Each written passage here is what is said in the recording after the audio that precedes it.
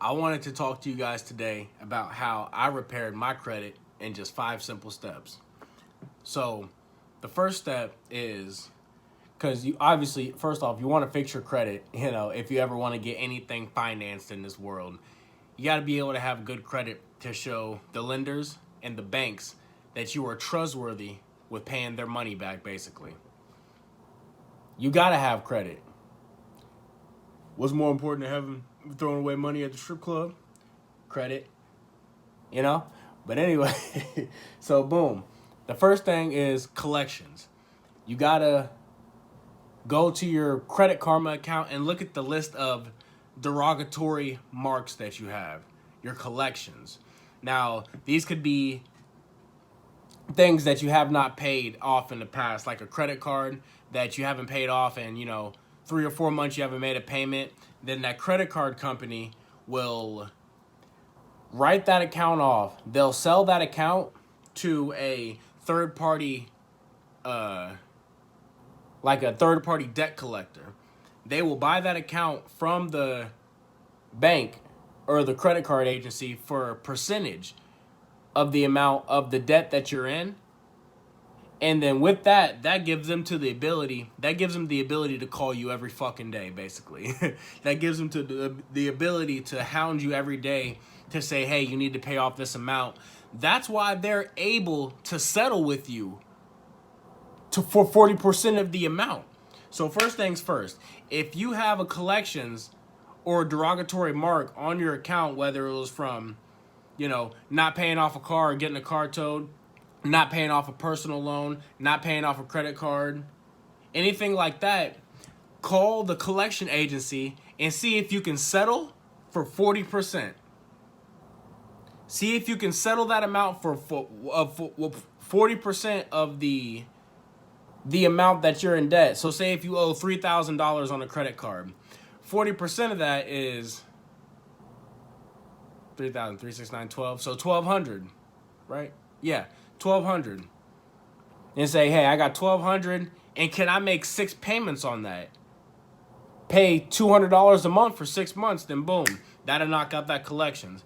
Now, the collection is very important to your credit report because it shows the bank that, okay, if they have collections, then that means that they have a history of getting loans and getting things, and then they have horrible money management skills. So therefore, it comes to the point where they stop making their payments, and they make them for so long that the banks and the financial institutions write them off. That's one way. Now, step 2 is looking at your hard inquiries. Guys, don't go out there and apply for every type of credit card and loan notification that you get. If you're going to apply for something to see if you're approved, see if it's a hard pull or a soft pull on your credit report. So when you go to a car dealership, they're going to do a hard pull on your credit to see if you qualify. And every time you get your credit hard pulled, that brings your credit down. Every single time it does, by like 2 or 3 points, but it still brings it down. But there are plenty of ways that you could do a soft pull and that has no impact to your credit at all. So hard inquiries. Now go on your credit report, go on Credit Karma, and you'll go to your report and you'll see a list of probably hard inquiries on there. Call the credit agencies, because you dispute them on Credit Karma, or you can go on Experian or Equifax. I prefer going on Equifax. You can do a lot more on Equifax. Go on Credit Karma or Experian or TransUnion or Equifax and dispute the hard inquiries. I'm pretty sure after a year, they say that they fall off of your credit report in 2 years, but after a year, they will go ahead and remove that off of your credit report if you just simply call. I swear to God, I had like 15 of them taken off when I was just on the phone with Equifax for about 30 minutes. They took them all off. Really, that's the key. Dispute everything on your credit report first. And if it comes back as accurate, then that's when you need to look at settling. But dispute everything, because disputing is simply saying that these amounts they could not be accurate. And it is up to them to look at that stuff and try to make sure that it's accurate. And if they can't prove it, then they have to take it off your credit report. Number 3 is your credit usage. Okay, so boom. Say you got 3 credit cards. One's for $1,000, one's for $2,000, one's for $3,000. That means that you have $6,000 total in a credit line, credit allotment. Ideally, they want you to stay below 30% of your total credit card usage. So if you have $6,000 in credit card usage, they want you to stay under $1,800 spent total. If you have $6,000 in credit card usage total with your 3 credit cards, they want you to stay under $1,800 of it. That means spend up to $1,800, but that's 30%. They want you to stay below 30% because it shows that you have good buying control and cost control. It shows that you can, get a credit line and not max out your credit cards, but you're a controlled spender. So that's pretty easy. Under 30%. Really, they're saying now they would like to have you under 10%. But, the higher your credit line is, if you got 5 credit cards, 6 credit cards, 7 credit cards, whatever that 10 or 30% is, you do the math. So boom, your payment history is the number one thing. It's step 4 of going over your credit report and seeing what you can fix, but your payment history, pay your bills on time. That is the number one indicator showing that, because the payment history affects the collections. If you have collections in your account, that means that your payment history was shit. That means you did not pay your bills on time and it fell into collections. Your credit usage is shit because you're using more money than you can spend to even pay back the banks.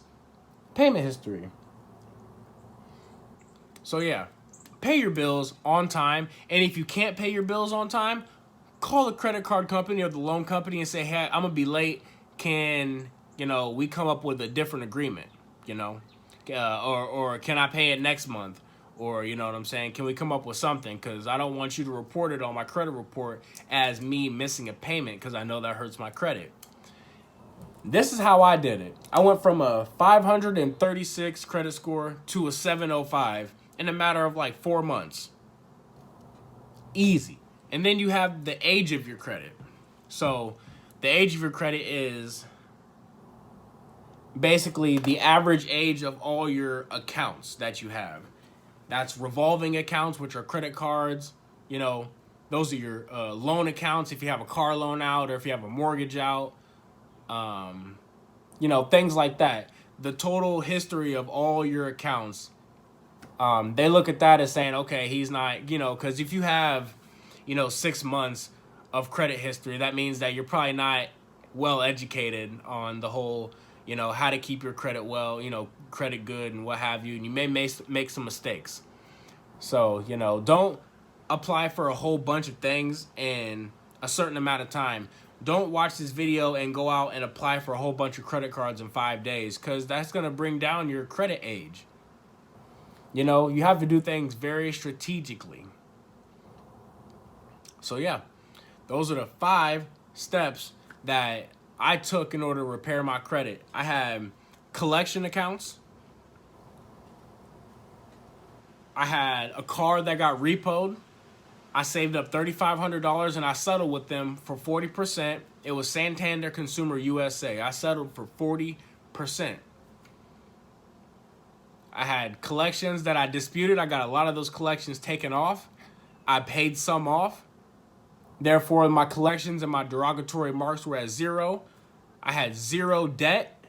You have to pay them credit cards off or they'll fall into collections. But if they do, call the debt collection agency and settle for as less as you possibly can. Get that off your credit. And then pay your shit on time. Pay your shit on time. I promise you, that payment history, I'm trying to tell you. So boom. That's how I fixed my credit. There's a lot more detail to go into when it comes to each of these, but I think I'm going to, I'll address them in the future. Man, until then, man, shoot.